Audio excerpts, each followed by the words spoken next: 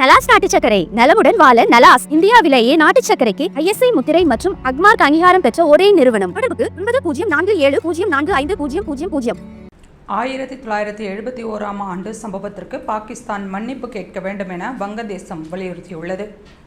2012ஆம் ஆண்டு அப்போதைய பாகிஸ்தான் வெளியுறவு அமைச்சர் ஹசீனா ரப்பானிகர் வங்கதேசம் சென்றதே இரு நாடுகளுக்கு இடையேயான கடைசி அதிகாரப்பூர்வ பயணமாகும். வங்கதேசத்தின் பிரதமராக ஷேக் ஹசீனா இருந்த காலத்தில் எந்தவித இரு தரப்பு பயணமும் மேற்கொள்ளப்படவில்லை.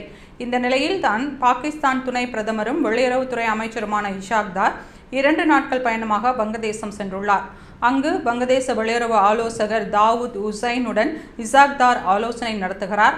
இந்த சந்திப்பு குறித்து பேசிய வங்கதேச வெளியுறவு ஆலோசகர் தௌஹித் உசைன் பாகிஸ்தான் வெளியுறவு அமைச்சரிடம் 1971 போருக்கு வருத்தம் அல்லது மன்னிப்பை வலியுறுத்தினோம். வங்கதேசம் உருவாவதற்கு முன் பாகிஸ்தானுடன் இருந்தபோது சொத்துக்கள் மற்றும் வளங்களை பகிர்ந்து கொள்வது தொடர்பான தீர்க்கப்படாத பிரச்சினைகள் குறித்து பேசினோம்.